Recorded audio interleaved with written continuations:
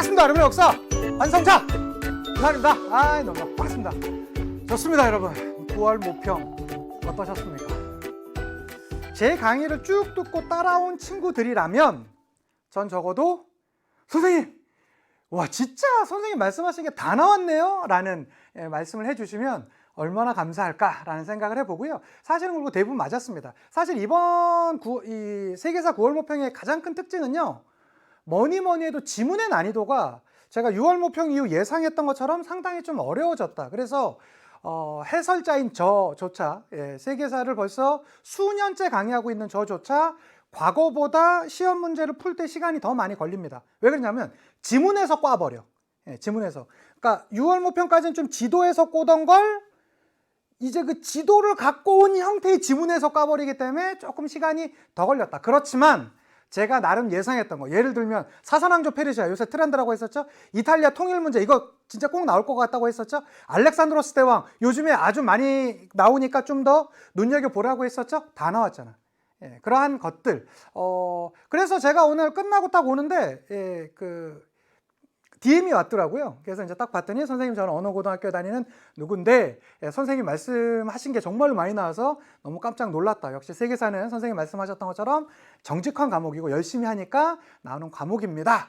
특히 알렉산드로스 문제 나올 때 소름 이랬다라고 하는데 과연 대충 어떤 문제들이 나왔었는지 먼저 간단히 보고 총평해서 자세히 해드렸는데요. 전체적인 거 간단히만 한번 해드리고 갈게요. 4대 문명 문제, 그냥 1번 문제 그냥 우린 가는 것이죠. 그래서 사산왕조 페르시아, 만만치 않게 예상했던 거 거의 그대로 나왔었고, 일본의 에도 막부, 이것도 그렇게 어렵진 않았었습니다. 근데 제가 이번 9월 모평에서 가장 눈여겨볼 게 바로 이거예요. 무굴 제국을 물어보는데, 지문을 오스만 제국이랑 사파비 왕조의 내용으로 물어보더라고. 와, 이거 보고 저는 진짜 일단은 출제진이 많이 고생하셨다. 그리고 이걸 문제를 대충 읽은 친구들은 조금 왜 그러냐면 예전에 이런 친구들 많았어요. 선생님 언제나 세계사는요 준비만 되니까 5분 컷이에요. 이런 친구들 많았거든요. 그렇게 풀면 좀 위험할 수 있는 문제가 전형적으로 이번 문제였었어요. 특히 무굴 제국 문제 이따가 풀어드릴 때 좀 자세히 말씀드리겠습니다. 인도 마우리아 왕조 요즘에 최고 많이 아주 트렌드로 많이 보인다 했더니 여전히 지도 문제로 또 나왔었고요. 아바스 왕조 나왔고 오스만 제국의 근대화 운동 가장 무난하게 나왔습니다. 청나라의 강희제 나온다 했었고 특히 네르친스크 조약을 지도 형태로 물어봤더라고요. 최근에 이제 지도인 트렌드와 지문 형태인 것과 일맥상통하고요. 한 문제랑 당나라 문제는 무난하게 나왔었고 문화 대혁명 특히 최근에 이제 중국의 중국사에서 현대사 파트에서는 가장 많이 나오는 거 아닙니까? 대약진 운동 아니면 문화 대혁명 운동 되겠고요. 그리고 8번 문제도 전 개인적으로 좀 인상적이었습니다. 8번 문제도 제국주의를 물어보는데 포르투갈을 물어봤었고 이것이 선지가 상당히 좀 어렵게 나오면서 좀 인상적이었었고요. 알렉산드로스 이거 특히 제가 연표 특강할 때도 그렇고 수능 완성할 때도 그렇고 이소스 전투 너무 많이 강조했더니 그게 다 정답으로 나와버렸잖아. 사실 저도 이게 진짜 이렇게 나오네. 깜짝 좀 놀라기도 했었습니다. 1차 십자군 전쟁이 오랜만에 나왔었고 지문도 역시 만만치 않았었습니다. 여기 이따 해설해 드릴 거고요. 특히 이탈리아 통일 문제 여러분 제 수능 완성 여기 파트 가서 한번 보세요. 이거 올해 무조건 나올 것 같다. 꼭 말씀드렸었죠. 특히 그 다음에 니스라든가 사보이 할양했던 그런 형태로 이탈리아 통일 문제 이게 지문이 좀 어려웠었거든. 그래서 이 문제 제 강의를 들으면서 쭉 따라왔던 친구들은 충분히 편하게 맞출 수 있었을 것이고요.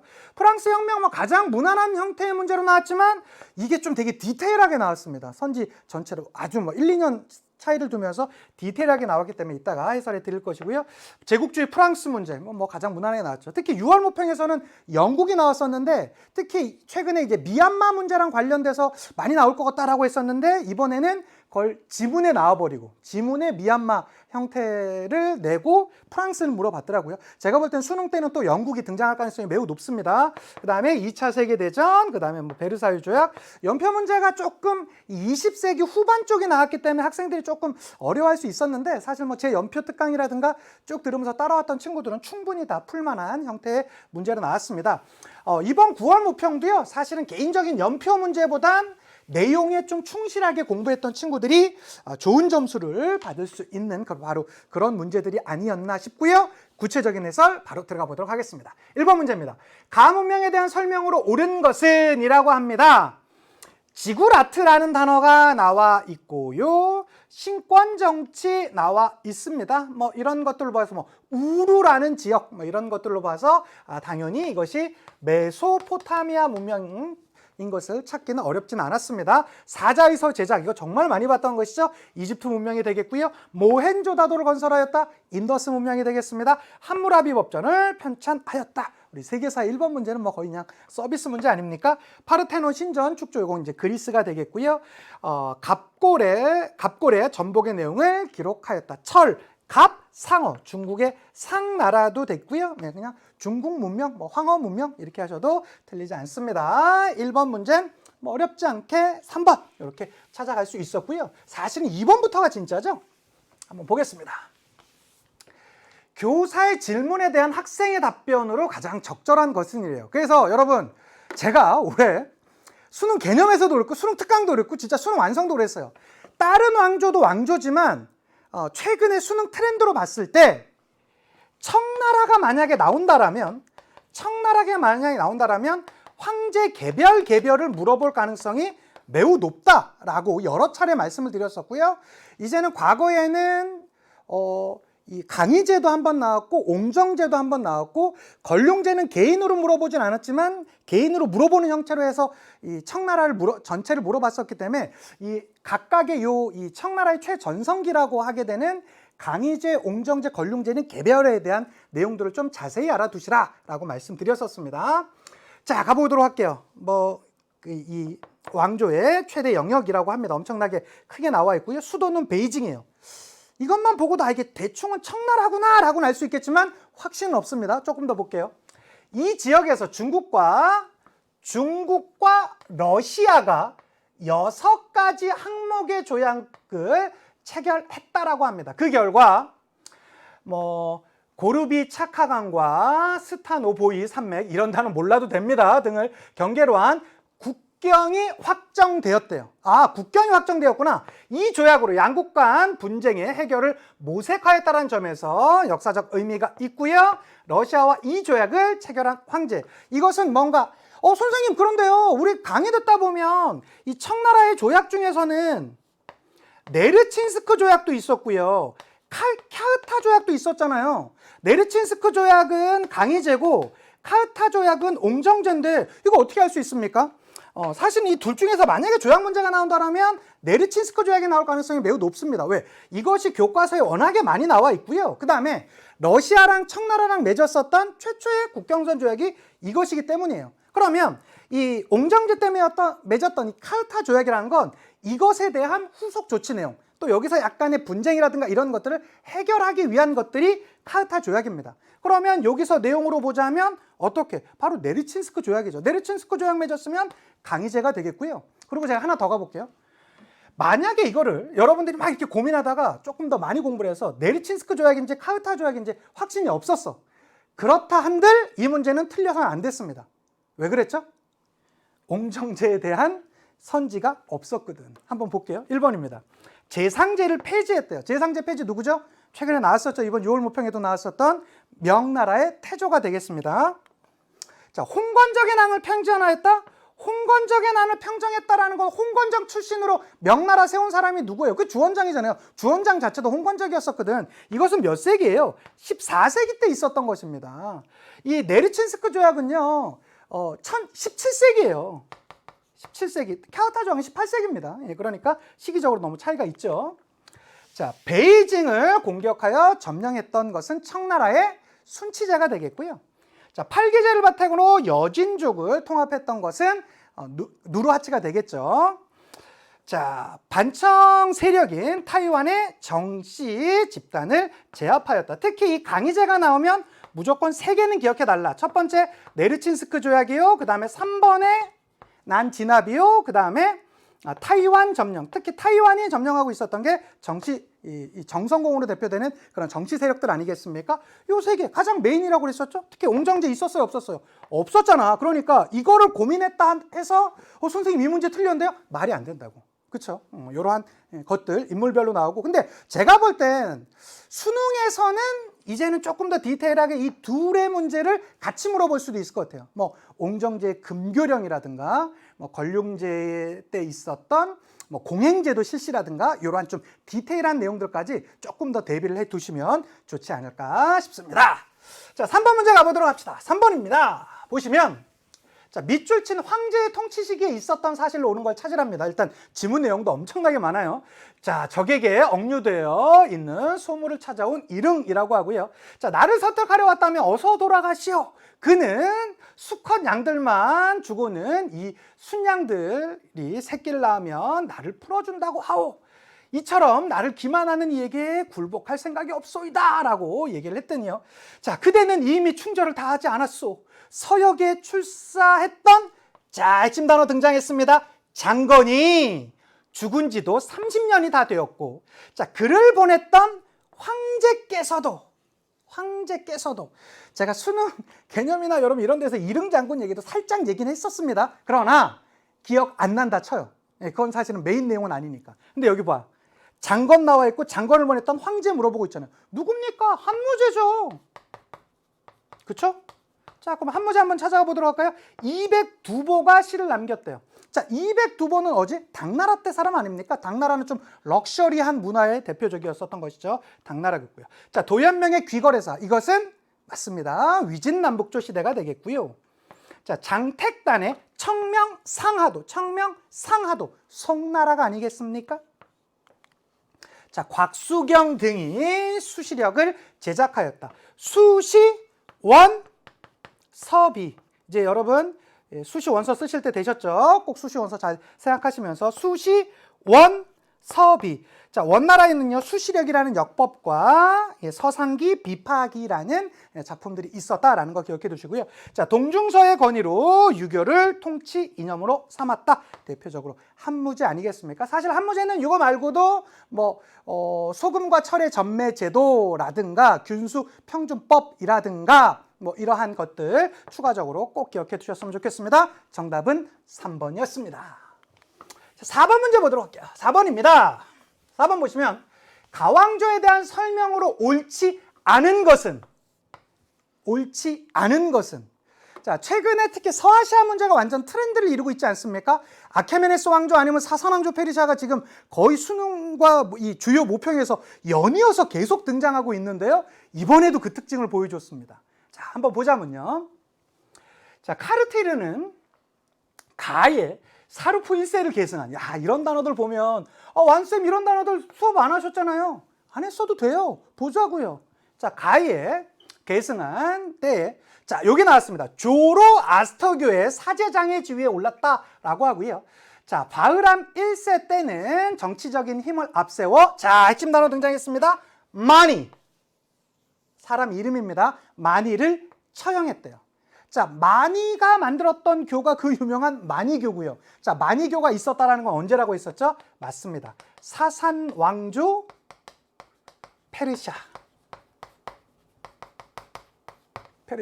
여기서 많이 찾았으면 되는 거예요. 많이 찾았으면 되는 거예요. 자, 그게 아니었다 하더라도 조로아스터교는 마지막 줄에 보면 가의 국교로 자리 잡았다. 자, 조로아스터교가 국교가 되었었던 것과 자, 마니가 등장해서 마니교를 만들었었던 바로 그 시대는 바로 사산왕조 페르시아가 되겠고요. 사산왕조 페르시아는 진짜 작년 9월 모평 수능 이번 올해 있었던 6월 모평 연이어 나오더니 또 나왔어요. 야, 이거 진짜 아주 출제진들 아주 고집 있습니다. 고집 있어요. 그냥 계속 나오고 있어요. 언제까지 나올지 모르겠습니다. 근데 이번에는 옳지 않은 것으로 물어봤어요. 그러니까 사산왕조에 있는 내용들을 그냥 아주 그 교과서에 있는 내용들을 그냥 완전히 팍팍 긁어온 거예요. 이 문제가. 이거 언제라고요? 3에서 7세기. 그동안 지난 두 번의 주요 이 시험에서는 사산왕조 페르시아를 지도 형태로 많이 물어봤었는데요. 이번에는 지문으로 물어보고 있습니다. 마니교와 조로아스터교가 국교가 되었었던 거 사산왕조 페르시아입니다. 가보도록 할게요. 자, 파르티아를 멸망시켰던 게 사산왕조 맞습니까? 맞습니다. 자, 페르세폴리스를 수도로 건설했던 것은 사산왕조가 아니라 누구죠? 맞습니다. 아케메네스 왕조 페르시아입니다. 그렇죠? 특히 이 페르세폴리스와 관련해서는 이 아케메네스 왕조 페르시아와 제가 여러 차례 말씀드렸습니다. 이슬람 세력의 침입으로 멸망하였다. 요거 맞죠? 조금 더 정확하게 가볼까요? 이슬람 중에서도 누구죠? 이슬람 중에서도 맞습니다. 정통 칼리프가 되겠습니다. 자, 메소포타미아에서 인더스강에 이르는 대제국을 수립하였었다. 특히 요게 그 지도를 표현한 것이잖아요. 메소포타미아 문명에서 인도 북부 지역까지 있는 바로 그 대제국 사사랑조 페르시아가 되겠고요.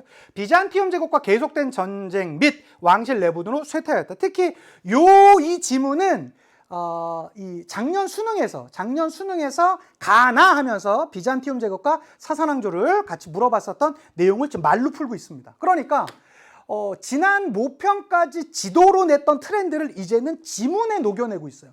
이렇게 지문과 선지로서 그런 것들 봐주셨으면 좋겠습니다. 4번의 정답은 2번이 되겠습니다. 자, 5번입니다. 5번 보시면 자, 다음 가상대화가 이루어진 막부에서 있었던 사실로 옳은 것을 찾으랍니다. 자, 봤더니 무과제법도로 인해 우리도 쇼군을 뵈러 가게 되었네 라고 합니다. 선생님, 제가 이거 동아시아사 했던 친구들은 쉬운데요. 세계사 했던 친구들, 선생님, 무과제법도 이거 제가 좀 잘 못 들었던 내용인데요. 몰랐다 칩시다. 1년마다 단일연이 여간 힘든 게 아니야.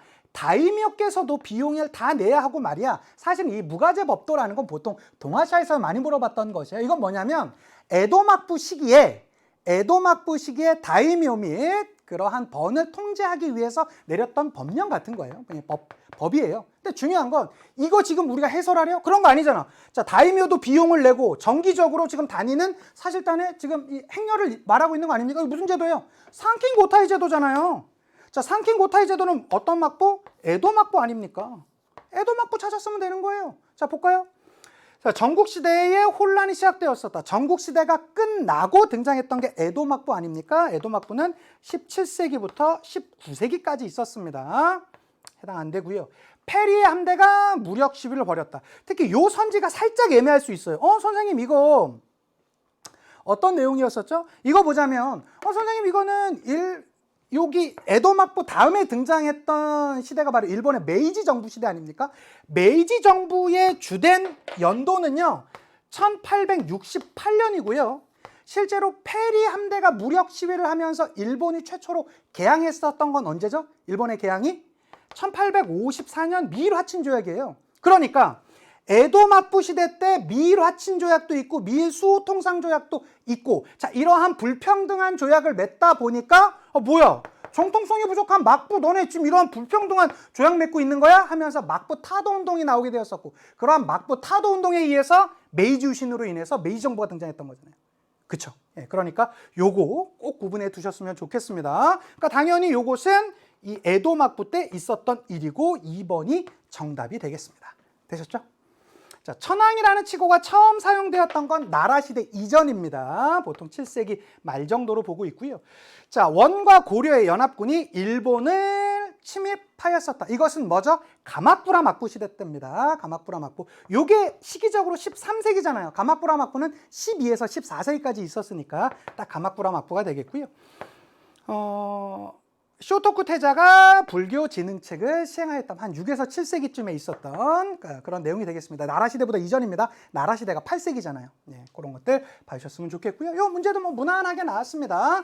5번의 정답은 2번이었습니다. 자, 6번 문제 보도록 할게요. 자, 밑줄 챈 왕조에서 있었던 사실로 옳은 걸 찾으랍니다. 자, 가보도록 합시다. 자, 국립중앙박물관에서 한문 자료 시신 깔때기에 깔개에 부착된 중국 관문서 2종을 세계 최초로 공개했대요. 자, 하나는 조용조의 세금 중 영남도에서 거둔 조세의 배분 내용을 운송에 관한 것이었고, 자, 다른 하나는 고창현에서 도주한 부병에 관한 문서였대요. 자, 이 한문 자료는 이후, 자, 여기가 핵심 단어입니다. 그러니까 사실 여러분 요것만 보더라도, 자, 조용도 체제가 행해졌었다.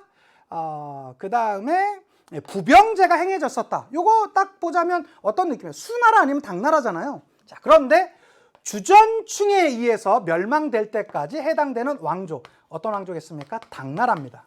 그러니까 제가 사실은 이번 이제 최근 들어서 좀 트렌드가 지문이 어려워졌다는 게 그런 거예요. 사실은 요것도 생각보다 이 주전충 몰랐으면 조금 애매할 수도 있는 지문들이었었거든. 지문의 난이도는 점점 좀 올라가고 있습니다. 어쨌든 대략 이렇게 되고요. 자, 당나라입니다. 자, 이갑제가 시행되었었다. 당연히 명나라겠죠. 자, 천호대가 운영되었었다. 몽골 제국에 의해서 세워진 원나라가 되겠고요. 자, 균전제가 시행되었었다. 자, 조용조 부병제는 균전제와 함께 가죠. 예, 선지는 너무 쉽게 나왔네요. 6번의 정답은 3번이 되겠고요. 자, 구품 중정제가 폐지되었다. 요것은 수나라 때.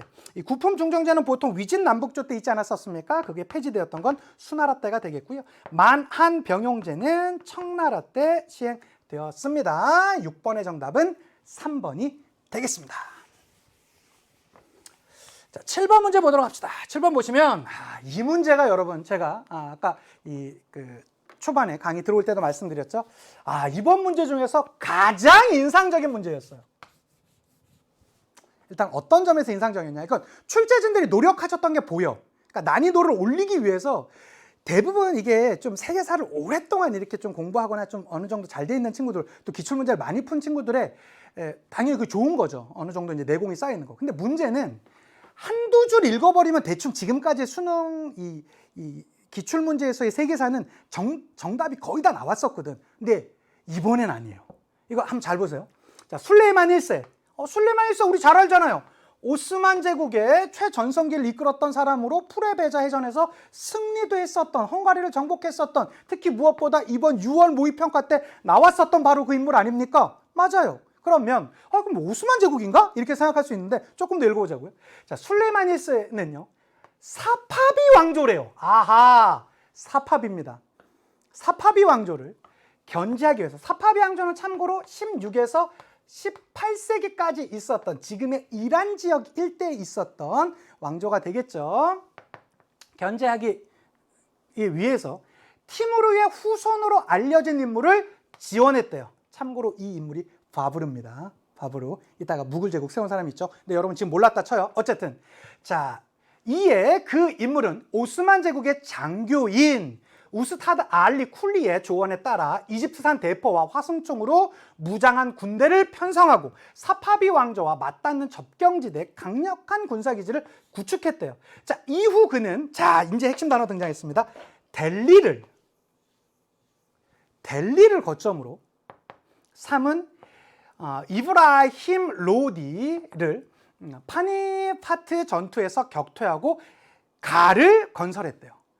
지문이 생각보다 어렵습니다. 저도 이 지문 저도 이제 오늘 문제 풀어봤을 거 아니에요. 풀어보면서 야, 이거 봐라 이랬어요. 왜 그러냐면 나도 요 첫 문제를 보고 이거 오스만 제국이나 이러고 그냥 나도 생각이 딱 있었거든. 그런데 문제는 좀 하나 읽다 보니까, 자, 술레이만 1세는 사파비 왕조를 견제하기 위해서. 그럼 하나 더 봅시다.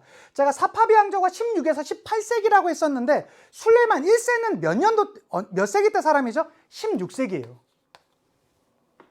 16세기예요. 프레베자 해전이 1538년 아닙니까? 맞아요. 16세기예요. 그러면 사파비 왕조 초기입니다. 자, 술레이만 1세, 오스만 제국의 최전성기를 이끌었었던 술레이만 1세, 16세기를 이끌었었던 그 인물이 사파비 왕조 초기에 이 16세기에 사파비 왕조를 견제하기 위해서 누군가를 지원해줬고 그가 델리를 거점으로 가를 건국했대요. 결론은 그렇죠. 그럼 가는 뭘까요? 무굴 제국이에요. 제가 이 문제를 보면서 감탄을 했어요. 왜 그랬냐? 우리는 보통 무굴 제국 나오면 타지마할 물어본다고. 그거 아니면 뭐 세포의 항쟁 이 정도 물어봐요. 예, 그 정도 물어봅니다. 그런데 무굴 제국을 물어볼 때 술레이만 1세를 데리고 오다니. 야, 이거 어마어마하지 않습니까? 저는 그리고 어쨌든 이 지문의 구성 능력에 깜짝 놀랐고, 또 하나 작년 9월 모평부터 수능, 그 다음에 올해 6월 모평까지 지도 문제, 하나의 지도 문제를 보고 이 시대에 있었던 저기는 어떤 나라니? 이렇게 물어봤었잖아요. 맞죠?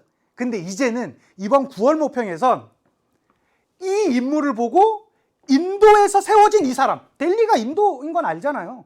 예, 그러니까 인도에서 세워졌을 때 술레만 1세가 16세기죠. 사파베 왕조도 16세기 시작된 거 알고 있고. 자, 그렇다면 이때 이건 누굴까? 이거 바부르라는 인물이 무굴 제국 세운 거예요. 무굴 제국이 16세기 등장하잖아요. 다 시기적으로 맞아떨어져. 이것을 지도상으로 표현하기 힘드니까 지문으로 이렇게 내버린 거야. 아, 이 문제는 되게 전 보면서 와, 이 문제 진짜 많이 노력하셨다. 그리고 이 문제는 진짜로 조금 내공이 있는 친구들은 재미있게 문제를 풀 때 재미있게 풀었을 것 같다라는 생각이 들었어요. 뭔가 나도 그랬거든. 야, 이거 봐라? 뭐 이런 식으로 풀었거든요. 참 아주 이번 최근에 제가 풀어봤던 모의고사 중에 가장 인상적인 문제였었습니다. 자, 볼게요. 자, 크테시폰 사원에서 기도하는 신도. 이 크테시폰도 여러분 제가 조금 기억해 달라라고 말씀드렸습니다. 크테시폰이 수도로 했던 대가 파르티아가 있고요. 그 다음에 사산 왕조 페르시아가 크테시폰이 수도였습니다. 기억해 두셔야 돼요. 요거는 충분히 물어볼 수 있어요. 왜 그러냐? 최근에 사산 왕조 페르시아가 완전 전성기잖아. 엄청나게 나오고 올해도 나왔고요. 아마 수능에도 제가 볼 때 또 나올 것 같아요. 지금 사산 왕조 페르시아나 아케메네스 왕조 페르시아, 이 페르시아 파트가 완전히 뭐 보물이 터졌습니다. 보시고. 자, 가즈니 왕조의 군대를 격퇴했다. 가즈니 왕조는 언제죠, 여러분? 10에서 12세기 때까지 있었던 인도 북부 지역 일대에 있었던 왕조가 되겠습니다. 해당 안 되고요. 자, 헝가리를 정복하고 빈을 공격하는 장군. 여러분, 이게 바로 술레이만 1세에 대한 내용이잖아요. 그러니까 이 문제를 문장 끝까지 읽지 않았었으면 이거 3번으로 갈 수도 있었어. 이게 상당히 매력적인 오답이었습니다. 특히 이번 6월 모평에서 이게 거의 비슷하게 나왔던 문장이었었죠. 기억해 두시고. 이건 오스만 제국에 대한 문제입니다. 자, 데칸고원을 넘어 남인도 원정을 나서는 황제. 이렇게 볼 수 있어. 선생님, 이거 바브르라며요. 이거 바브르 아니잖아요. 아우랑제부잖아요. 맞아요. 근데 뭐라고 물어보고 있어요? 각 국가에서 볼 수 있는 모습이라고 하죠. 그럼 우리는 무굴 제국 찾았고 무굴 제국에 있었던 아우랑제부 때 있었던 거 답 찾아가는 거 전혀 문제 없죠. 정답 4번이에요. 뭐가 문제야? 4번이야. 자, 5번입니다. 북인도를 침략한 에프탈에 맞서 싸우는 군인. 요거는 어디? 그렇죠. 굽타 왕조. 굽타 왕조는 어디? 4에서 6세기까지 있었던 것이고 이슬람과는 관련이 없는 인도 왕조다라는 거 꼭 기억해 두셨으면 좋겠습니다. 자, 7번의 정답 4번이었습니다. 7번 문제 너무 좋았습니다. 자, 다음 문제 보도록 할게요. 8번입니다. 자, 8번 보시면 가 국가에 대한 설명으로 옳은 것.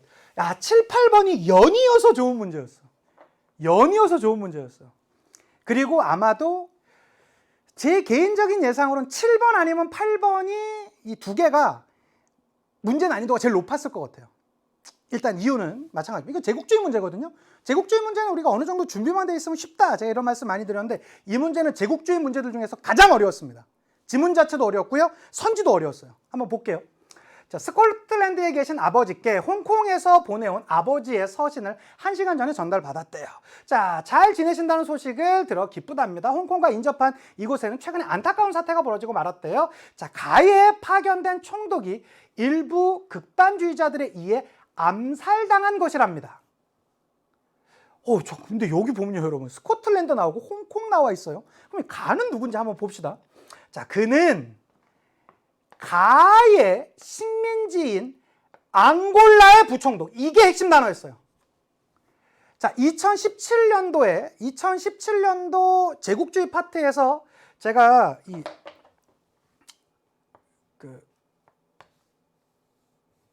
이게 이제 아프리카 대륙이라면 일자로 여기서 쭉 거서 나타나게 되는. 그래서 여기가 앙골라, 모잠비크 이렇게 나오는데요. 이게 포르투갈의 식민지다라고 제 강의 가서 찾아보세요. 이거 내가 여러 차례 진짜 강조했어. 올해 제국주의 파트 할 때 이거 진짜 나올 것 같다. 왜? 이게 한번 또 나올 때가 됐어. 그리고 이게 제국주의 문제가 그동안은 너무 쉽게들 나왔기 때문에 이 문제가 제일 어려웠어요. 그래서 몇 년 전에 벨기에 문제라든가 이런 거, 콩고와 관련된 벨기에 문제라든가 네오폴트 2세 이런 것들 다 나왔기 때문에 다시 나온다라면 요 지도 파트, 요게 2017년도에 나온 게 있기 때문에 또 나올만 했고요. 또 하나, 이걸 근데 이렇게 물어볼 줄 몰랐어. 저도 이 문장 한참 읽었어요. 이거 누구지? 혹시 나도 이게 낚이는 게 아닐까 해서 한참 읽어봤어. 근데 확실한 건 얘밖에 없어. 앙골라의 부총독이래요. 자, 그럼 앙골라를 식민지 삼았던 가잖아요. 그가 누굽니까? 포르투갈이죠. 포르투갈. 선생님, 저 기출문제 많이 풀어봤고요. 말씀하셨던 2017년도 뭐 선생님 예상해서 하셨다는 문제 저희 잘 알고 있어요. 그래서 요거 포르투갈은 찾았어요. 근데 정답 못 맞췄어요. 이런 친구들이 있을 수 있어. 자, 네덜란드의 무역 거점을 빼앗겼다. 여러분, 요거 확실히 몰랐죠. 예, 뭐냐면 원래 이 네덜란드가 식민지배 삼았던 나라가 어떤 나라죠? 삼았던 나라가 대표적인 나라가 인도네시아죠. 그 자바섬으로 대표되는 원래 인도네시아를 초기 점령했던 게 포르투갈이에요. 그러니까 포르투갈을 물리치고 네덜란드가 인도네시아 및 그 동남아시아 주요 거점을 빼앗은 거예요. 정답이 1번이야. 선생님 이거 진짜 너무 어려운데요? 맞아, 이 문제 진짜 어려웠어. 이 선지 자체도 너무 어려웠어. 근데 보자고. 이 포르투갈을 찾았다 칩시다. 나머지 2, 3, 4, 5는 어땠을까? 아스테카 제국, 인카 제국. 이거 뭐예요? 에스파냐지 뭐. 더 볼 게 뭐 있어. 자, 무적 함대를 격파하고 동인도 회사를 설립하였었다. 영국이지 뭐. 영국에서 누구야 또? 영국 중에서도 이건. 무적 함대 격파하고 동인도 회사 설립. 동인도 회사 설립이 1600년이다. 이거 엘리자베스 1세다. 영국 나왔어요. 자, 리비아를 중심으로 북아프리카 식민지를 건설하였다. 이거 이탈리아잖아요. 뭐 간단하게 떨어졌고. 자, 레오폴드 2세 또 나왔습니다. 이거 어디예요? 벨기에잖아요.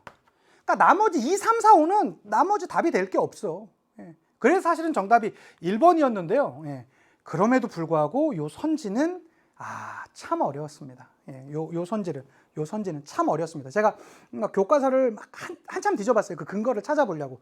살짝 나와 있어. 예. 거기가 나와 있었어요. 예. 그렇지만 나머지 정도, 뭐 포르투갈 찾아가는 건 확실한 근거가 있었었고요. 예. 나머지 선지들로 찾아가도 정답은 충분히 풀 수 있었다. 예. 제국주의 문제 중에서는 최근 몇 년 동안 문제들 중에서 가장 어려운 문제였었다라고 제가 말씀드릴 수 있을 것 같아요. 자, 9번 문제 가보도록 합시다. 9번입니다. 가 인물에 대한 설명으로 옳은 것을 찾으랍니다. 자, 나는 가가 뛰어난 지휘관인 것을 부정하지 않는데요. 정말 뭐 뛰어난 누군가인가 봅니다. 자, 그러나 만약 그가 로마와 전쟁, 로마와 그러면 전쟁을 벌이지 않고 뭔가 딴 지역으로 간 사람 같네요. 로마와 전쟁을 벌였다면 어떻게 되었을까? 그는 로마가 자신이 상대한 다리우스 3세. 다리우스 3세가 여러분 누구죠? 맞아요. 페르시아. 어떤 페르시아? 아케메네스 왕조 페르시아 때 있었던 황제 아닙니까? 와, 다르다는 점을 인정해야 할 것이다. 야, 네가 이 로마 쪽으로 안 오고 저쪽으로 왔으니까 이겼지. 너 우리랑 붙었으면 너 네가 그렇게 잘 나갔을지 안 나갔을지 누구도 몰라 라고 얘기하고 있는 거죠. 조금 더 읽어볼게요. 자, 지금까지 우리는 아직 성공에 도취하지 않은 가에 대해 말해왔대요. 자, 그러나 사실 그는 누구보다 성공의 유혹에 약한 사람이었고요. 게다가 그의 군인들은 마케도니아 출신임을 잊고 타락한 페르시아의 관습에 따르고 있었대요. 자, 이 위대한 마케도니아 왕이 그렇게 과시하기 좋아했다는 것을 여기에 적기가 좀 망설여지나 그래도 언급해야 할 필요가 있대요. 자, 그는 복장을 페르시아식으로 바꾸었고 왕에 대한 예의의 표시로 부복, 즉 이제 고개를 숙이고 엎드려서 큰절하는 것을 좋아했다라고 합니다. 그가 완전 페르시아처럼 돼버렸잖아라고 지금 약간 뭐 비꼬고 있는 형태인 것 같아요. 어쨌든 그 가 인물 누굽니까? 알렉산드로스 황제가 되겠죠. 특히 여기 뭐 마케도니아 출신이었었다. 특히 다리우스 3세와 상대했다. 요거 알렉산드로스였고요. 알렉산드로스는 뭐 작년 수능부터 해서 지난 이번 그 전에 있었던 6월 모평까지 연이어서 계속 나와서 제가 좀 눈여겨보라고 했었죠. 그리고 제가 연표특강에서 분명히 말씀드렸어요. 알렉산드로스가 BC 4세기다. 4세기다. 근데 이 BC 4세기가 외우기 그러면 기원전 333년에 이소스 전투 하나 정도만 기억해두면 좋겠다라고 말씀드렸어요. 악티움의 전에서 패배하였다. 악티움의 전에서 승리했던 것은 옥타비아누스고요. 패배했었던 건 안토니우스랑 클레오파트라가 되겠죠. 살라미스 해전에서 승리하였다. 살라미스 해전에서 승리했던 건 그리스 연합군. 이것은 그리스 제3차 그리스 페르시아 전쟁이 되겠죠. 이소스 전투에서 승리를 거두었다. 이거잖아. 예, 이거잖아. 소름 안 돋았는지 모르겠습니다. 예, 저는 이거 보고 야, 이소스 전투 진짜 나왔네 이러면서 저는 되게 이제 문제 풀면서 진짜 흐뭇했는데 또 어떤 친구가 또 DM을 보내줘서 제 기분을 조금 더 좋게 만들어 주었습니다. 자, 4번입니다. 펠로폰네소스 전쟁에서 패배했던 것은 아테네를 중심으로 하게 되는 델로스 동맹군이 되겠고요. 5번입니다. 카르타고와의 전쟁에서 승리를 거두었던 것은 바로 로마가 되겠죠. 자, 이러한 이 포에니 전쟁이나 혹은 포에니 전쟁 내지는 로마 카르타고 전쟁에서 로마가 승리하면서 지중해 패권을 가져오게 되었던 것이 되겠죠. 자, 이 알렉산드로스와 관련된 있는 문제. 최근에 알렉산드로스도 문제 연이어서 계속 나오고 있습니다. 자, 10번 문제 가볼게요. 자, 최근에 트렌드 문제인 지도 문제가 안 나오면 좀 서운했겠죠. 그래서 2번 문제와 10번 문제는 역시 지도 형태로 해서 나오고 있습니다. 근데 사실 이게 지도가 없었어도 문제가 없었어. 요거 산치 대탑이고요. 산치 대탑으로 나와 있고, 그 다음에 뭐 지도에 뭐 파탈리푸트라 이렇게 나와 있는데 이건 뭐 몰랐어도 문제 푼제는 아무 이상 없습니다. 자, 그러면 자, 산치 대탑 나왔습니다. 산치 대탑 나왔으면 제가 시옷 3개 해달라는 거 혹시 기억나십니까? 시옷 3개 뭐? 아소카의 요 시옷이 중요하다고 했었죠? 시옷이. 그래서 산치대탑, 석주, 상좌부 불교, 포교 요거 요 시옷 3개 꼭 기억해서 요 아소카 왕과 꼭 기억해 달라라고 말씀드렸습니다. 이건 누굽니까? 바로 인도 최초의 왕조인 마우리아 왕조가 되겠습니다. 마우리아 왕조가 되겠고요. 자, 이슬람교를 수용했다고요. 여러분 이거 기원전 4세기에 등장했습니다. 기원전 4세기에서 기원전 2세기까지 있었던 것이고요. 예, 이슬람교는요. 기원 후 7세기에 등장했습니다. 예, 수용할래야 할 수 없었겠죠. 자, 쿠투브 미나르를 조성했던 것은 델리 술탄 왕조가 되겠죠. 자, 데브시림의 제도를 실시하였다. 자, 데브시림의 제도 어디입니까? 바로 맞습니다. 오스만 제국이 되겠고요. 자, 우르두어를 공용어로 사용했다. 요것도 아마 조금 낯선 친구들 있나요? 요거 어디요? 예, 무굴 제국이 되겠습니다. 자, 아소카 왕 시기에 전성기를 누렸다. 요것도 되고요. 요 문제가 조금 더 어려우려면 아소카 왕이 안 나오고 뭐 전국에 뭐 석주를 뭐 설치했다라든가 상자부 불교가 뭐 포교되었다라든가 이런 형태도 나올 수도 있을 것 같아요. 자, 봐주시면 좋겠습니다. 자, 이제 절반 풀어봤고요. 어깨 한번 돌리시고 자, 이제 나머지 문제로 가보도록 하겠습니다. 자, 11번이 되겠습니다. 자, 다음 사건의 배경으로 가장 적절한 것은 이라고 합니다. 자, 콘스탄티노폴리스 안디오크를 거쳐 예루살렘에 도착한 크리스토교 교도들은 40여일간 그곳을 포위했대요. 자, 콘스탄티노폴리스, 지금의 이스탄불 아닙니까? 안디오크, 그 다음에 거쳐서 예루살렘에 도착했대요. 아, 예루살렘에 도착했거든요. 근데 그들이 크리스토교 교도가 예루살렘에 도착했대요. 약간 십자군 전쟁에 좀 냄새가 나지 않나요? 조금 더 봅시다. 자, 그들은 성 주변에 2개의 공성탑을 세웠고요. 자, 우리 무슬림들이 그중 하나를 불태우고 그 위에 있던 크리스토교 교도를 죽이며 맞섰대요. 자, 그런데 예루살렘이 다른 방향으로부터 함락되었음을 알리는 전령에 도착했고요. 자, 크리스토교 교도들은 금요일 아침에 예루살렘의 북쪽 방향의 도시를 점령했다. 예루살렘의 북쪽 방향에서 도시를 점령했다. 그럼 예루살렘을 점령했다라는 거 아닙니까? 자, 결론. 자, 크리스토교 교도가 예루살렘을 점령했다라는 거잖아요. 자, 그럼 이건 십자군 같아요. 근데 이 문제가 왜 조금 여러분 입장에서 좀 낯설었냐? 십자군 전쟁인데 보통 우리가 그동안에 풀었었던 모의고사 스타일에서 십자군 전쟁은요, 크리스토교 입장에서 바라봤었거든. 근데 이 문제는 특이하게도 맞아요. 이슬람교도 입장에서 크리스토교를 바라봐요. 이 십자군 전쟁을 바라봐요. 그게 좀 인상적이었었어. 근데 어쨌든 뭐 이제 우리는 시각은 알았으니까 누가 바라보든 간에 더 중요한 건 이게 몇 차 십자군이냐는 거지. 근데 여러분 제가 말씀드렸습니다.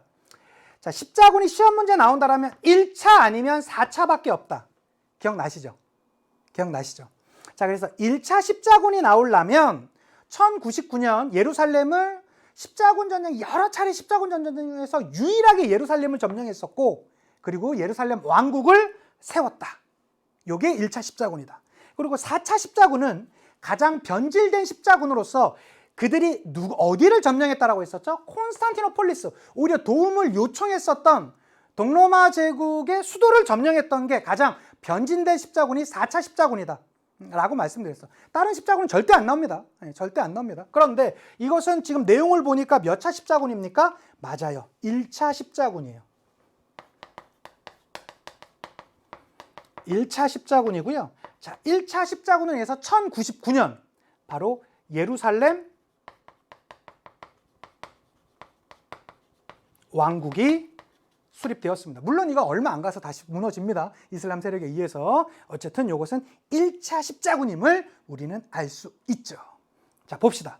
자, 요거 근데 잘 읽어보세요. 이 사건의 배경으로 가장 적절한 것이네요. 이건 1차 십자군이고. 자, 십자군이 라틴 제국을 건설하였다. 라틴 제국 건설은 1204년이야. 근데 지금은 그 연도가 중요한 게 아니지. 뭐 이 예루살렘 왕국은 1099년이에요. 근데 그게 중요한 게 아니지. 이것은 몇 차 십자군이야? 4차 십자군이잖아. 어떻게 4차 십자군이 1차 십자군의 배경이 돼? 그 이후에 일어난 일인데. 그렇죠? 이것은 정답이 될 수 없습니다. 자, 펠리페 2세가 레판토 해전에서 승리를 거두었다. 참고로 여러분, 레판토 해전은 16세기예요. 더 정확히는 1571년이야. 몰라도 되지. 물론 여기에서 이 펠리페 2세는 에스파냐의 왕이고요. 그 다음에 이 레판토 해전은 에스파냐가 누구를 이긴 것이죠? 오스만 제국을 이기면서 지중해 패권 장악하고 이것이 이제 대서양을 향해서 최전성기로 뻗쳐나갈 때 바로 그 느낌이에요. 16세기예요. 16세기 에스파냐에 대한 내용 아닙니까? 이것은 지금 어디예요? 11세기입니다. 11세기 말이죠. 1099년이니까. 자, 훌라구의 몽골군이 이슬람 세계를 침공하였다. 이건 13세기 내용이니까 전혀 해당 안 되겠고요. 자, 4번입니다. 신성 로마 제국의 하인리 4세가 파문을 당하였다. 이것은 우리가 그 유명한 카노사의 굴욕과 관련된 것이지, 굴욕과 관련된 것이지, 카노사의 굴욕과 관련된 것이지 1차 십자군과는 관련이 없다. 그럼 1차 십자군의 배경이 되는 건 뭘까요? 맞죠, 이것이죠.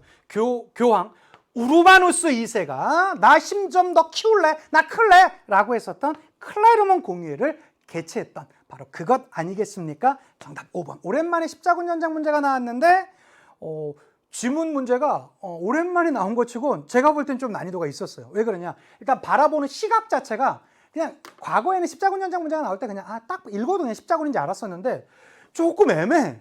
그리고 예루살렘이 결과적으로는 예루살렘이 점령이 된 것인데 이 지문 자체의 난이도가 좀 있기 때문에 한참을 좀 읽어봐야 확실하게 알 수 있는 바로 그런, 왜? 무엇보다 이슬람교 입장에서 바라봤던 그런 시각, 그 시각의 십자군 전쟁이었기 때문에 조금 더 힘들지 않았었나 싶습니다. 그래서 정답은 5번. 이것은 확실하죠. 좋습니다. 11번의 정답은 5번이었습니다. 자, 12번 볼게요. 여러분 진짜 한번 딱 고백해봐. 12번 문제 풀면서 제 생각 안 났어요? 이거 어떻게 안 나지? 내가 이거 얼마나 강조했어. 올해 이탈리아 통일 문제 무조건 나온다. 제가 볼 땐 여러분 이거 올해 수능에서도 절대 잊지 마세요. 이탈리아 통일 문제 올해는 나는 지도와 관련된 형태로 나올 것 같아. 근데 이건 지도 나오기 전에 한번 나온 거라 올해 이탈리아 통일 문제 이거 정말로 한번 눈여겨서 꼭 봐주시길 바랍니다. 근데 보자고. 이 문제가 왜 힘들었냐? 미국의 남북전쟁이랑 은근히 헷갈리게 냈어. 이번 문제가 거의 다 그래요. 와, 이거 지문의 그 구성 능력이 과거보다 훨씬 더 좀 디테일하게 내시는 게 확 느껴졌습니다. 한번 볼게요. 자, 가에 들어갈 내용으로 가장 적절한 것은 말하고 있습니다. 자, 장관님, 우리는 남부에 비해 산업이 발달한 중부와 북부 지역을 차지하였기 때문에 통합에 유리한 고지를 선점하게 된 것입니다. 이것만 보면 미국 남북전쟁 같아. 남북전쟁 같아. 내용, 뉘앙스도 거의 비슷하잖아. 남부와 북부 막 이래 놓으니까. 그렇죠? 근데 여기는 어쨌든 이 북부와 중부 지역을 차지했기 때문에 통합에 유리한 고지를 차지했다고 합니다. 자, 이를 토대로 우리는 남부 지역의 일대를 장악할 수 있었습니다. 사실 이것만 여러분 놓고 보면요, 정말로 이게 완벽하게 미국의 남북전쟁인지 아니면 이탈리아 통일운동인지 알기가 만만치가 않습니다. 근데 옆에가 핵심이었죠. 자, 그렇습니다. 이처럼 우리는 대내적으로 주요 공업지대를 획득하고 대외적으로는 여기가 핵심 단어 아닙니까? 니스 등을 할양을 약속함으로써 프랑스 군사적 지원을 보장받아서 오스트리아에 맞섰대요. 만약에 이거를 잊지 않고 이것만 봤으면 누가 봐도 거의 분위기가 미국 남북전쟁 느낌이야. 그런데 여기 내용, 니스, 사보이, 이것을 원래는 그 샤르데냐 왕국의 그 땅이었었다고 했었죠. 그 땅을 프랑스에 넘겨주고, 누구가? 자, 당시 프랑스에서는 나폴레옹 3세가 있었고요. 당시에 샤르데냐 왕국에서는 카보우르가 있었죠. 이 둘 간에 맺었던 협정. 이게 무슨 협정이었다? 1858년도에 플롱비에르 협정. 수능 특강에 자료 특강에 나와 있습니다. 여러분 꼭 가서 확인하세요. 확인하세요. 제가 수능 특강 할 때도 올해 이거 너무 중요할 것 같다. 수능 완성에서 또 강조했었고요. 연표 특강에서 또 강조했었고요. 계속 강조했던 게 또 나왔던 거 아니야. 난 이거 보면서 나는 막 문제 풀면서 이렇게 막 환호성이 나왔는데 여러분 그러셨을지 모르겠지만 어쨌든 그랬었다고. 그럼 이거 뭐예요? 이탈리아 통일운동과 관련된 거 아닙니까? 그러면 아울러서 여기 나온다라면 누가 나오겠어요? 가서 우리 리빌딩하자. 이 가리발디가 뭐 나폴리와 시칠리아 장악한 다음에 헌상하면서 이탈리아 왕국 세워진 거 그거 나오지 않겠냐고요. 알제스 로렌 지방을 점령하였다. 알제스 로렌은 어디와 어디의 접경지죠? 어디와 어디에? 자, 독일과 프랑스의 접견지입니다. 잠시 뒤에 요 알자스 로렌 다시 한번 정리해 드릴게요. 자, 시칠리아와 나폴리 등을 확보하였다. 요거 누가? 너 가서 리빌딩하자. 가리발디가 요거 차지한 다음에 왕한테 비토니오 에마누엘레 2세에게 헌상했던 거 아닙니까? 정답 2번이에요. 야, 그리고 요 문제가 훨씬 더 설계가 더 꼼꼼했다라는 게 요렇게 내놓고요. 이게 나와. 요크타운 전투에서 영국군을 물리쳤다. 약간 미국 문제도 툭 던져. 자, 그리고 보스턴 항구에 대한 폐쇄 조치를 단행하였었다. 이건 이제 뭐 미국의 독립전쟁의 배경이 되었던 걸 얘기하고 있고요. 오스트리아와의 전쟁을 벌여 슐레지엔을 차지했다. 자, 이 슐레지엔은 여러분 7년 전쟁의 결과로서 프로이센이 누구? 프리드리 2세가 차지했던 것을 얘기하는 것입니다. 그렇게 이제 아시면 좋겠고, 자, 다시 한번 보자면 요거 있죠. 알자스 로렌. 요거 제가 한번 다시 정리해 드릴게요. 알자스 로렌. 제가 수능 완성부터는 계속 저 알자스 로렌도 이 니스와 사보이와 함께 몇몇 지역, 니스, 사보이, 그 다음에 알자스 로렌. 그러니까 이게 옆으로 살짝 와서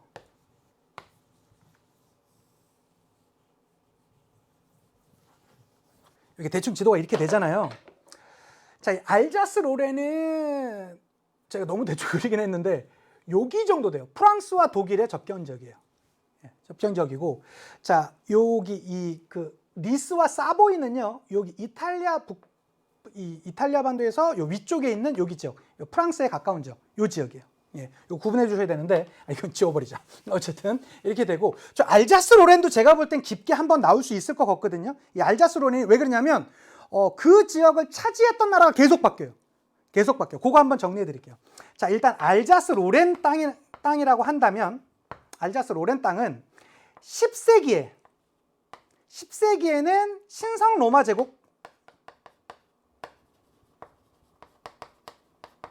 제국의 영토였습니다. 그러니까 신성 로마는 상당히 좀 큰 땅을 얘기하죠.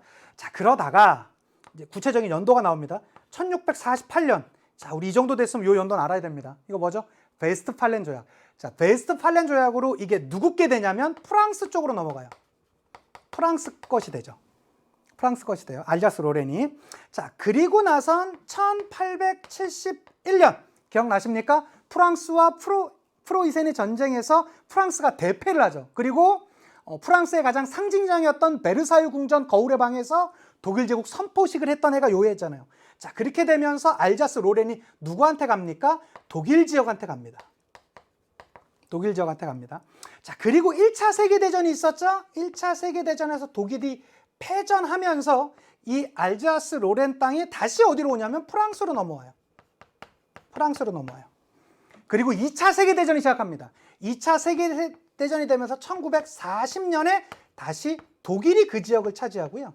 그리고 나서 1945년이 되면서 독일이 패망하잖아요. 그리고 나선 다시 프랑스로 그 주도권이 넘어왔었던 그 지역이 다 어디다? 알자스 로렌이다. 요거 여러분 조금 어렵게 나온다면 충분히 나올 수 있을 것 같아요. 그 다음에 니스와 사보이와 관련된 이탈리아 통일과 관련된 지도, 그 지도 문제 꼭 꼼꼼히 다 읽어주셨으면 한번 꼭 확인하셨으면 좋겠습니다. 자, 13번 문제로 가보도록 할게요. 13번 보시면 가 왕조에 대한 설명으로 옳은 것을 찾으래요. 알만수르는 내가 건설하는 이 도시가 세상에서 가장 번성하리라 라고 선언했대요. 자, 그의 말대로 바그다드는 가의 수도로 유럽과 지중해, 아시아를 잇는 교육활동을 주도하면서 세계 시장으로 발전했답니다. 자, 자, 바그다드는 가의 수도랍니다. 여러분 이거 한번 할까요? 오랜만에. 바스 바그다드. 기억나십니까? 바스 바그다드. 우마야 다마스쿠스. 바스 바그다드. 기억나시죠? 유치하긴 하지만 요거 4개 한번 해볼까? 오랜만에 하니까. 우마야 다마스쿠스. 아바스 왕조, 바그다드. 그 다음에 티무르, 사마, 르칸트, 사파비, 이스파한. 기억나십니까? 이건 뉘앙스로 기억하시면 오래갑니다. 우마야 다마스쿠스, 바스 바그다드, 티무르, 사마, 르칸트, 사파비, 이스파한. 이렇게 기억하시면 이걸 어떻게 까먹어? 이건 잊으면 안 되지. 이건 잊으면 안 되지. 그쵸? 이 정도 봐주셨으면 좋겠고 하나씩 봅시다. 그럼 나머지는 그냥 쭉 읽어보면 지문만 길 뿐인 것이지 이건 아바스 왕조 찾아가기엔 그렇게 어렵진 않았습니다. 자, 보자면 맘루크 왕조를 정복하였다. 우리 여러분 요 단어 수능에서 조금 유념해 주시길 바랍니다. 제가 계속 말씀드리고 있죠. 맘루크 왕조를 정복했던 건 오스만 제국이에요. 근데 오스만 제국 중에서도 이거 누구다? 인물까지 기억해 두세요. 이때 지도자 맞습니다. 셀림 1세입니다. 자, 셀림 1세는 이거 말고도 뭐 했었죠? 메카와 메디나의 보호권을 장악했었다. 이걸 뭐 과거에는 술탄 칼리프 제도라고 했었지만 이게 요즘엔 그 용어보단 메카 메디나의 보호권을 장악했다. 정교 일치를 완성했다. 이런 말로 많이 쓰인다. 요 셀림 1세 올해 여러분 꼭 눈여겨서 봐주시길 바랍니다. 수능 때요. 자, 사산 왕조 페르시아를 멸망시켰던 건 정통 칼리프가 되겠고요. 자, 아바스 1세 때 전성기를 맞아야 했다. 아마 요거 3번 체크한 친구 생각보다 많을 거야. 근데 여러분 제 강의 필기노트 가서 보십시오. 아바스 1세 때 전성기였던 것은 사파비 왕조라고 나와 있어요. 제가 강의하는 내내 그거 말씀드렸어요. 사파비 왕조 아바스 1세. 아바스 1세. 특히 여러분 최근에 이 아프간 문제도 있고 했었잖아요. 그래서 이 중동, 특히 이 서아시아와 관련된 이 이슬람 세계에 대한 문제가 제가 볼 때 올해 수능에서도 정말 나올 것 같아. 그래서 올해 수능에서는 티무르 제국 아니면 사파비 왕조가 조금 더 어렵게 나올 수도 있을 것 같거든요. 그것과 관련된 가장 핵심적인 내용이니까 꼭 눈여겨서 봐주셨으면 좋겠고요. 자, 탈라스 전투에서 당의 군대를 격파하였다. 아바스, 탈라스 요거 기억해달라고 했었죠. 정답은 4번이 되겠고요. 5번입니다. 투르 뿌아티에 전투에서 프랑크 왕국의 패배하였던 것은 우마이야가 되겠죠. 그렇게 봐주셨으면 좋겠습니다. 자, 다음 문제 14번으로 가보도록 합시다. 14번입니다. 자, 밑줄 친 기억 시기에 볼 수 있는 모습으로 가장 적절한 것은 이라고 합니다. 자, 프로이센의 그림 남작에게 그동안 우리는 프랑스 신민들이 자행한 폭거에 매일 몸서리 칠 수밖에 없었어. 프랑스의 위대한 국왕과 왕비께서는 왕실 구성원들을 데리고 속히 파리를 떠나서 신변의 보호를 도모하셨어야만 했어. 와, 이거 내용 보면 좀 어려워 보입니다. 왜 그러냐면 예카테리나가 보냈는데 프로이센의 그림 남작이래요. 왠지 이거에 빠져버리고 이거 도대체 뭘 말하는 거야? 이러고 있어요. 자, 그런데 사실 국왕께서 바스티유 습격 사건부터 지금까지 2년이라는 세월 동안 그럼 바스티유 감옥이 습격됐고 그로부터 2년간의 세월이래요. 자, 바스티유 감옥 습격되었던 게 1789년, 1789년 아닙니까? 그로부터 2년이래요. 그러면 플러스 2는 1791년이네요. 그렇죠? 참고로 1791년은 프랑스 혁명이 여러분 어떻게 되죠? 국민의회가 있고요. 입법의회가 있고요.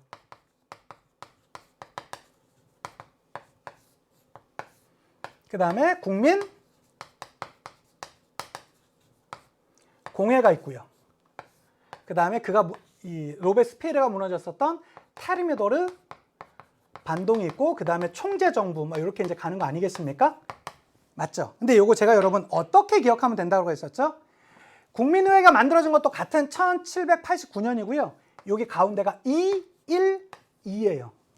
그래서 1789년에 더하기 2 하면 입법부에 나오고요. 입법부에 나오고 거기서부터 1년 뒤인 92년도에 국민공회에 등장했어요. 그로부터 2년 뒤인 요 212만 기억하시면 되죠. 타르노의 반동은 94년이에요. 어쨌든 대략 그렇게 됩니다. 자, 그러면 자, 봅시다. 자, 여기서 핵심은 이 2년이라니까 1789년에서 91년까지의 내용이에요.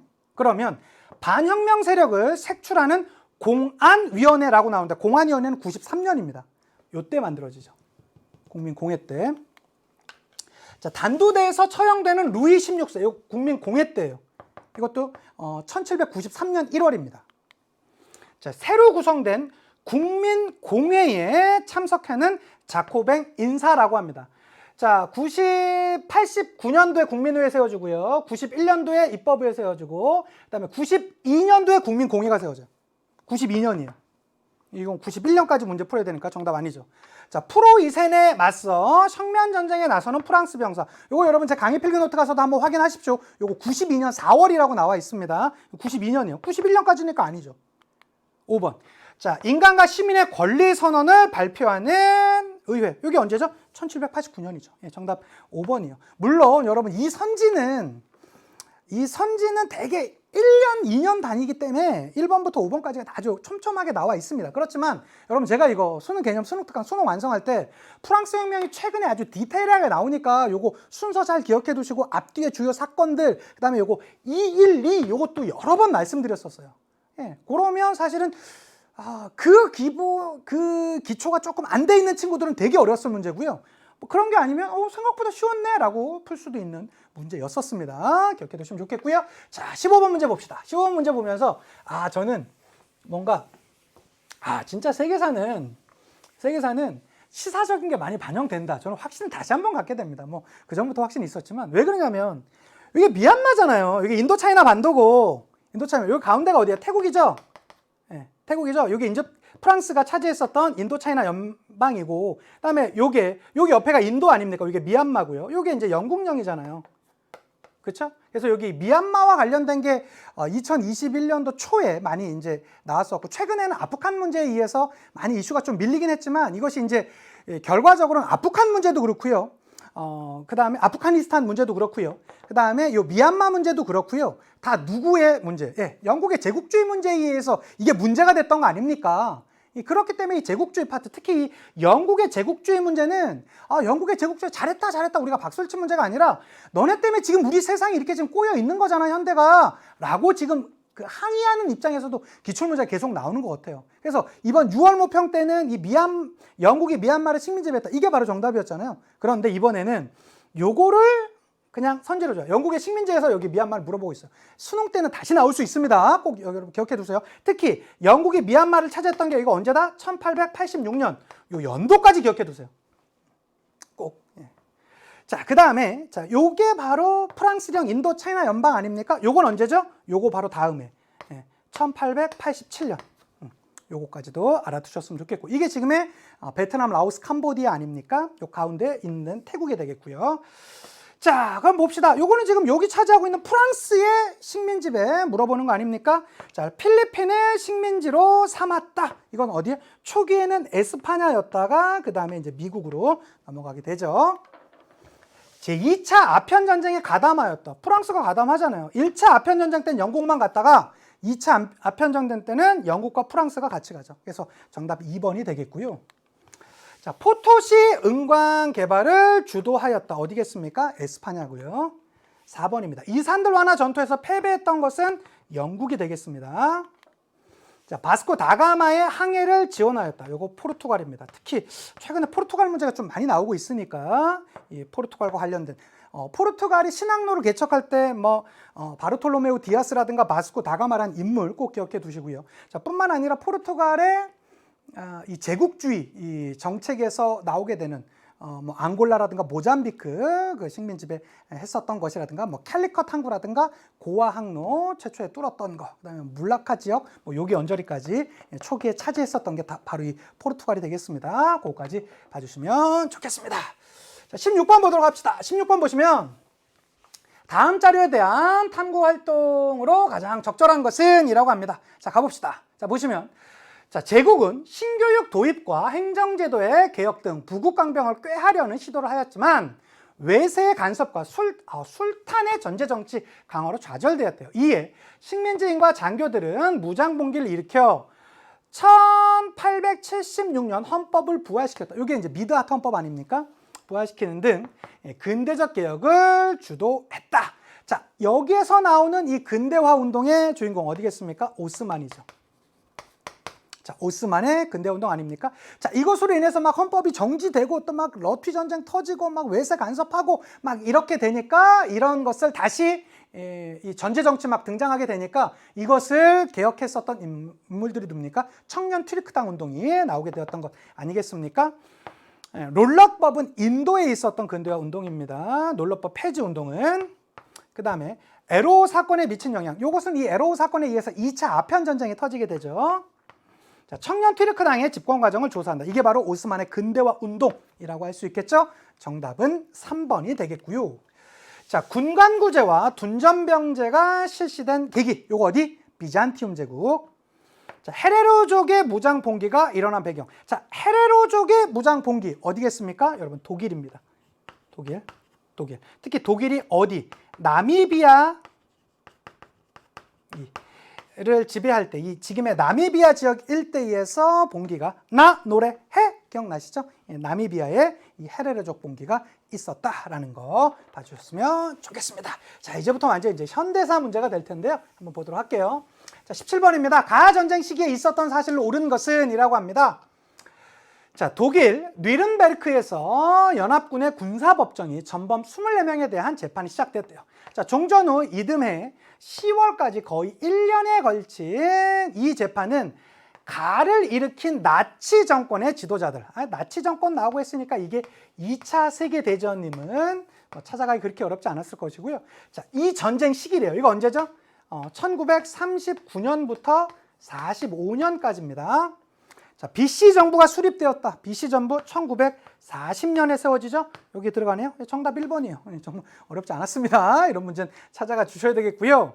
2번입니다. 자, 독일이 국제연맹을 탈퇴했다. 요거 지금 생각보다 많이 나오고 있거든요. 요 선지 1933년입니다. 일본도 같은 33년에 탈퇴합니다. 자, 3번입니다. 시안 사건으로 장제스가 감금되었었다. 1936년이고요. 36년 12월에 이 사건이 있었죠. 자, 그래서 장제스가 감금되었던 게 이제 우리가 흔히 아는 시안 사건이고, 이것 이후에 바로 중일 전쟁 터지면서 37년도에 다시 제2차 국공 합작이 체결되게 되죠. 꼭 기억해 두시고요. 자, 이탈리아가 에티오피아를 침공했던 것은 1935년입니다. 5번입니다. 5번이 가장 좀 그래도 먼 선지죠. 소비에트 사회주의 공화국 연방, 이걸 뭐라고 한다고 줄여서 소련. 1922년이 되겠습니다. 이러한 제 필기노트 기본에 다 나와 있는 주된 내용들로 문제 다 풀 수 있었고요.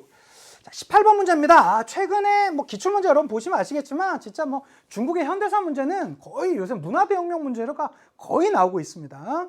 다시 한번 볼게요. 자, 다음 사건에 대한 설명을 옳은 거 찾으랍니다. 투쟁은 더욱 심화되고 격렬해졌으며 파괴 행위와 인명피해가 속출했대요.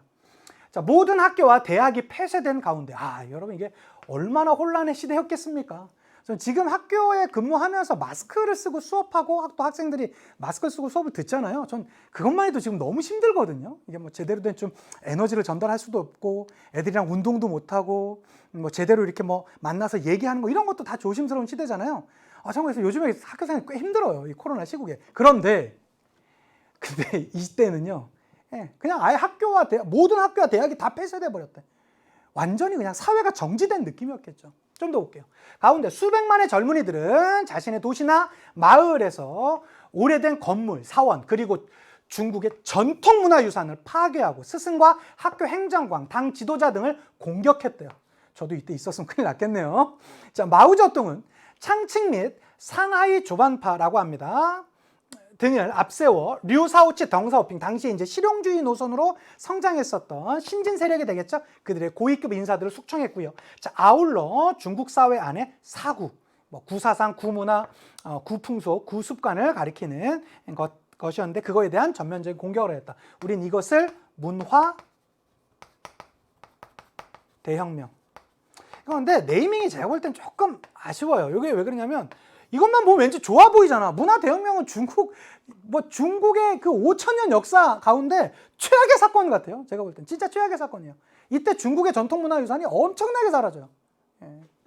그래서 1966년부터 76년까지 10년 동안 거의 뭐 사회가 정지되었다라기보단 거꾸로 뒤로 가버렸던 중국 현대사 입장에서는 특히 이 역사 선생 입장에서는 뭐 아무리 중국 사라지면 중국 문화유산이 그렇게 사라지는 걸 뭐 누가 좋아하겠습니까? 오히려 근데 이때 없어진 그 안타까움이 있죠.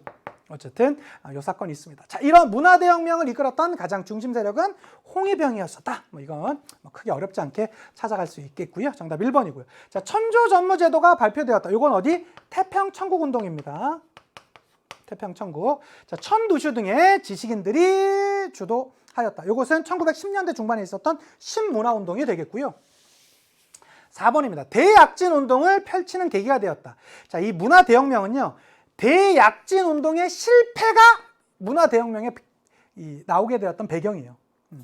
자, 이 대약진운동이 실패하면서 여기 있었던 류사오치, 덩샤오핑 같은 사람들이 마오쩌둥을 비판하면서 당시에 잘못되어 있었던 경제 제도나 이런 것들 추진했던 제도 등을 비판하면서 등장했던 게 류사오치, 덩샤오핑인데 이들을 몰아내기 위해서 그렇죠. 이 마오쩌둥이 어떻게 홍위병들을 조직해서 이러한 실용주의 노선을 자본주의를 찬양한다 이러한 핑계를 대면서 공격을 했던 사건이 되겠고요. 자, 예난에 이르는 중국 공산당이 대장정이 시작되었던 건 1934년이 되겠습니다.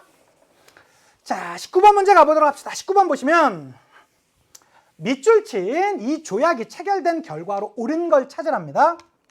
자, 프랑스 군인들이 깃발을 흔들어 다른 차량들을 막고 있대요. 페탱 장군 등이 도네르 광장에 군인들과 함께 있고요. 대표단들은 회의장인 거울의 방으로 들어간다요. 자, 우드로 윌슨, 왠지 윌슨의 민족 자결주의 했던 바로 그 윌슨입니다. 1차 세계대전 끝난 바로 그때 배경이구나. 우리 어느 정도 힌트 받을 수 있겠고요.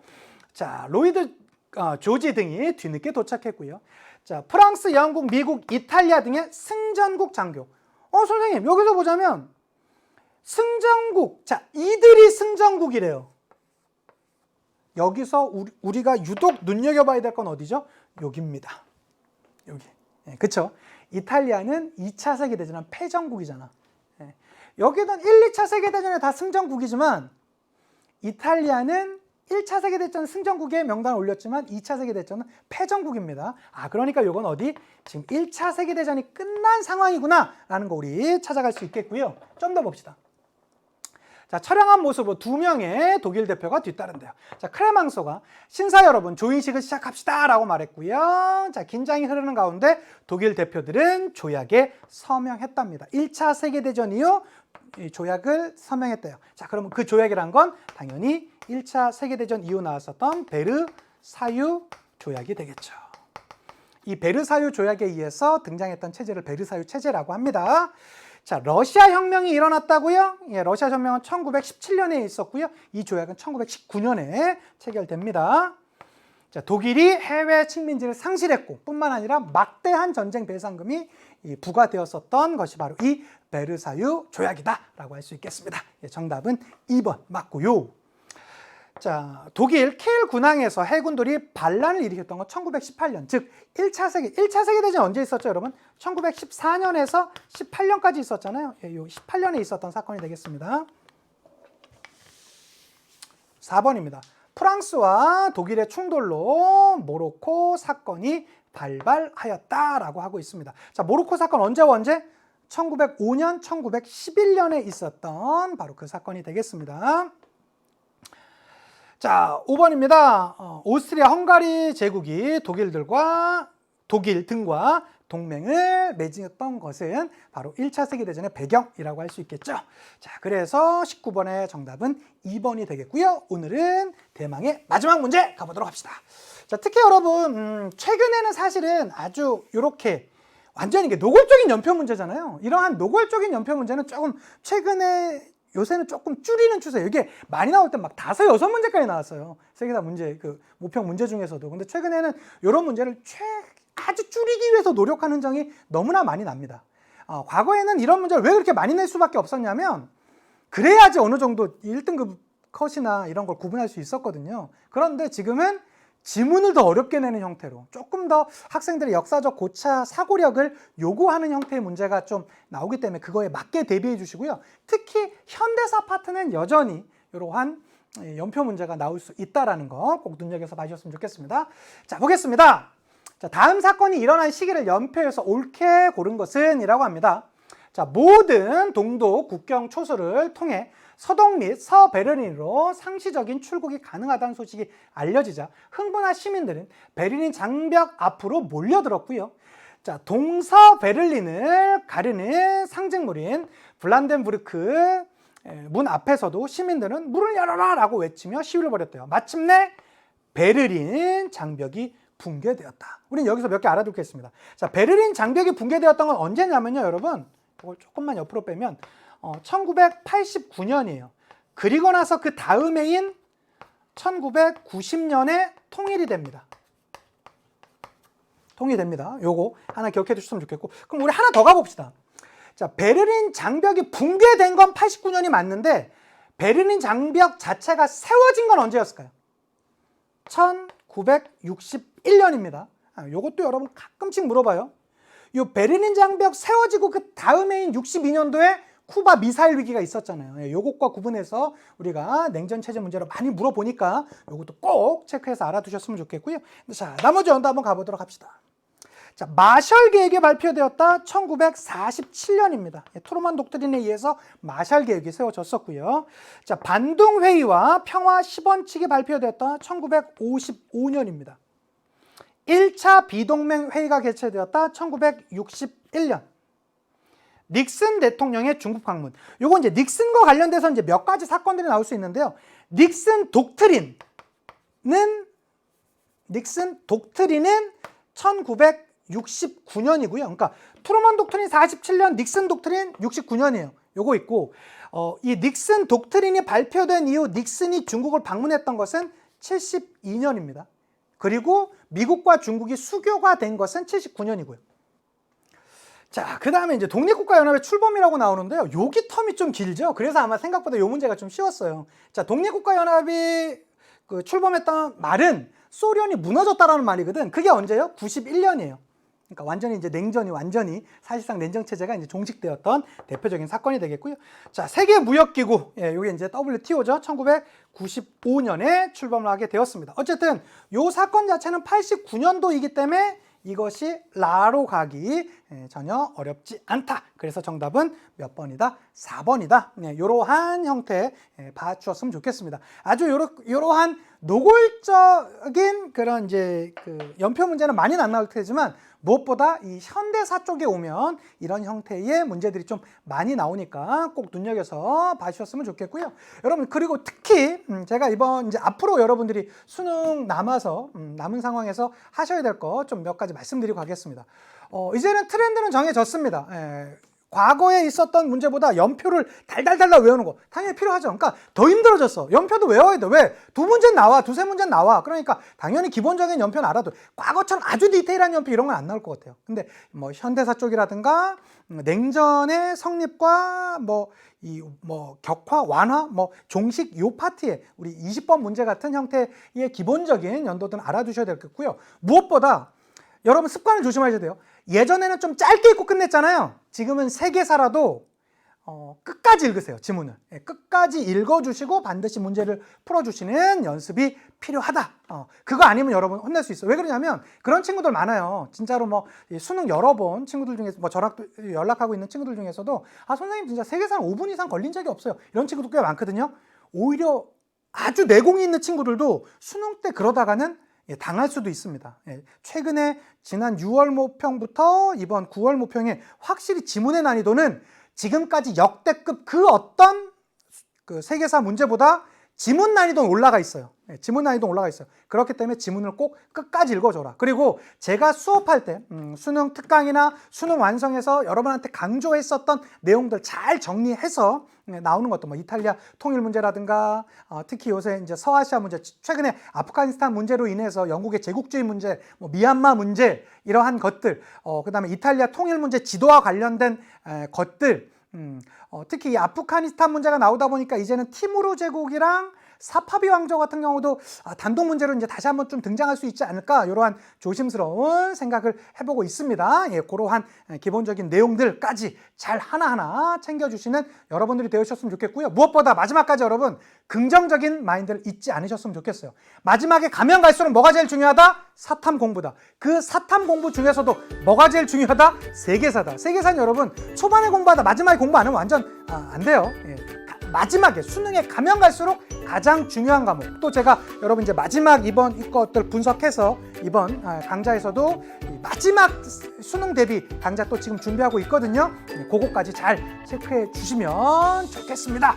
저도 또 여러 루트를 통해서 제가 좀 약간 느낌이 오거나 예상되는 것들 여러분한테 알리기 위해서 노력할 테니까 저도 뭐 SNS, 제 SNS도 관심 가져주시고 여러분과도 여러 소통할 수 있고 또 숭아공개 올려주시면서 저랑 계속적으로 소통해 주셨으면 너무나 감사하겠습니다. 좋습니다 여러분, 너무 수고 많으셨고요. 수능까지 긍정적인 생각이 여러분들의 삶을 바꿔놓을 것입니다. 같이 파이팅 합시다. 인사드리고 마칠게요. 역사가 완성되는 그날까지 와